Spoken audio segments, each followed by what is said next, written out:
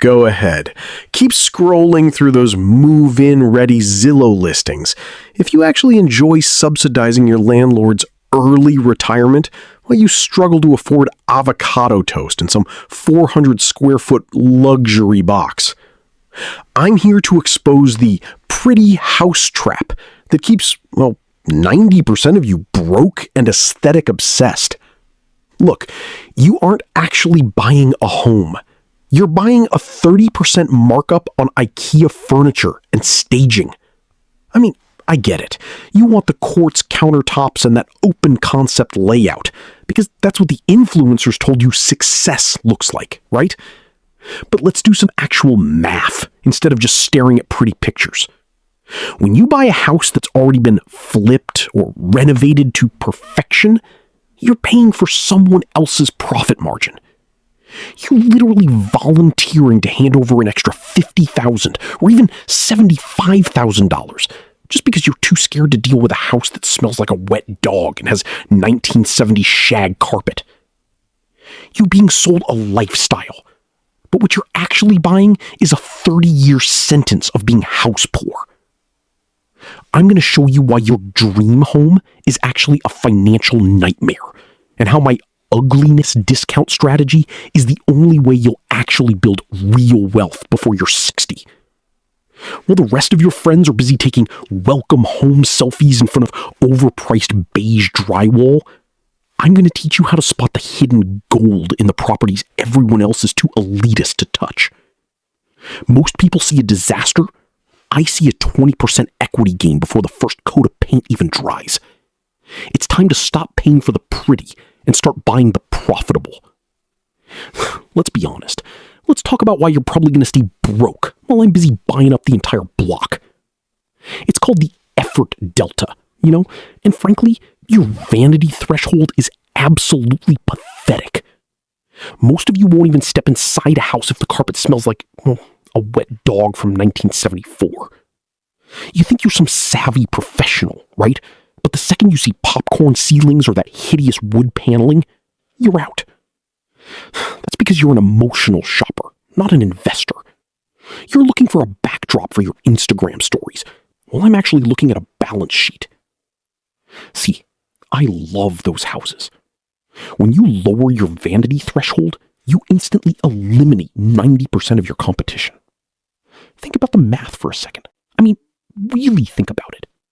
While you and 10 other desperate couples are fighting a bidding war over a house that's already perfect, paying a 15% premium just because the walls are grayish, I'm buying the house next door for 40% less. Deadpan. Why? Because it has bad wallpaper and a lime green bathroom. You aren't just buying real estate, you see. You're buying the ugliness discount and selling the aesthetic premium back to the lazy masses later on. You're literally getting paid for the 3 weeks of inconvenience it takes to hire a painter and rip up some 50-year-old linoleum. You're profiting off the fact that most people are just too soft to handle a little dust. But look, having the stomach to walk into a house that looks like a crime scene is only half the battle. Because even if you find that ugly house, most of you will screw up the most important part of the deal before you even sign the contract. Most people think the money is made when you sell, but the real psychological warfare happens long before you ever pick up a paintbrush. And there's one specific mistake I see every amateur make that turns a profitable, ugly house into a total money pit. Honestly, you need to stop scrolling through those staged Zillow listings like they're dating profiles. It's embarrassing. Step 1. Set your filters to fixer-upper and needs TLC. The places that actually require effort. If you see a house with professional lighting and a strategically placed bowl of lemons on the counter, just keep scrolling. You're looking for the listings with 3 blurry photos taken by a realtor who clearly hates their job. That's where the profit is hiding, because every other lazy investor is too scared to even click the link, right? Step 2. The sniff and structure test, and I'm dead serious here. If you walk in and it smells like a combination of wet dog and cat cat pee and the basement looks like a literal dungeon, congratulations. You found a gold mine. As long as the foundation isn't cracked and the roof isn't literally caving in, everything else is just surface level noise. Most people run away screaming. I want you to walk in and smell the equity. Amateurs buy based on how a room feels. Professionals buy based on what the walls can become. Step 3, the 70% rule. This is where your math needs to be a lot stronger than your feelings.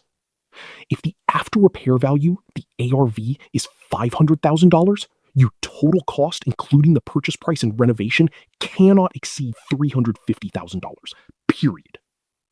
If you go over that, you're not an investor, you're a philanthropist. And trust me, the bank doesn't give out awards for your charity work. If the numbers don't work, you walk away. I mean, it's a business, not a rescue mission. Step 4, force appreciation. This is where your ego usually ruins the deal. You don't need Italian marble or a smart fridge that tells you the weather, okay? Focus strictly on high ROI cosmetic fixes. Fresh neutral paint, modern lighting, and basic landscaping. Stop over-renovating to impress your Instagram followers. You're building a balance sheet, not a shrine to your exquisite taste. Every dollar you spend over the budget is a dollar you're literally lighting on fire. Step 5, finance. Once the house is finally pretty, and the same people who were disgusted by it are now viewing over the open house, you pull your capital out. You refinance, take your initial cash back, and you will find another disgusting dungeon to repeat the process. It's a cycle of looking at what others ignore until you can afford what everyone else covers up. This playbook, here's a reason most of you are scared. If there's a specific psychological glitch that happens the moment you see the money in your account, a trap that turns passive income into a full-time nightmare. If you don't control this one impulse, you're going to lose everything just for it. I see it all the time. I mean, you walk into a house that smells like wet dog and 1970s cigarettes and you panic because it doesn't look like your curated Instagram feed. Grow up. There is a massive, expensive difference between a property that's ugly and one that's condemned. And if you can't tell the difference, well, I need you to close this video right now before you bankrupt yourself. Don't be an idiot, right? If the foundation is cracked or the roof is caving in, that's not a fixer-upper. That's a money pit designed to swallow your entire net worth. Look, you are looking for what I call cosmetic filth. Dirt is cheap to scrub. Structural failure is not. Grime can be power washed, and bad wallpaper? That's just a long weekend project for someone who actually wants to be rich. But see, most of you will still fail this strategy because you'll get emotional. I know exactly how your brain works. You get the keys, and suddenly you're convinced your future tenants need a $20,000 marble countertop and gold-brushed faucets to feel at home. Stop it. This isn't your dream house. It's an asset. Your Pinterest board is a liability in this business, and your vision is usually just a shortcut to a $0 bank account. Use data, not your feelings. If the numbers don't show a minimum 20% return on your investment, you walk away. Period. No nonsense. No maybes. No, it has potential.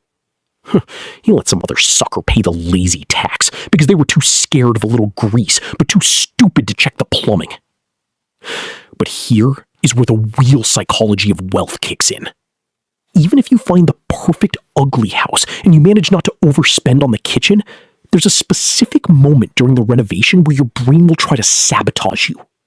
It's a phenomenon that happens right when you think you're in the home stretch, and if you don't recognize the signs, you'll find yourself trapped in a legal nightmare you never saw coming. Look, the ugly house strategy isn't about me teaching you how to be a contractor or how to pick out the cheapest subway tile at Home Depot. I mean, honestly, I don't care about your DIY skills. This is about your head. It's about having a wealth mindset that values cold, hard math over what you see in the mirror. While your friends are busy bragging to their Instagram followers about their turnkey condos, the ones they overpaid for by $80,000 just so they wouldn't have to touch a paintbrush, you're the one sitting on $150,000 of forced equity. You're winning, while they're just performing. Seriously, I need you to stop being a victim of the aesthetic industry. These developers know you're a sucker for gray LVP flooring and gold-accented faucets. They spend $5,000 on cosmetics and charge you $50,000 for the privilege of not having to think. It's a scam, right? And you're falling for it every single time you choose pretty over profitable. The psychology here is simple. Most people are too lazy to see potential, and they're too insecure to live in a house that doesn't look like a Pinterest board on day one. I want you to be the person who exploits that insecurity. So here's your homework.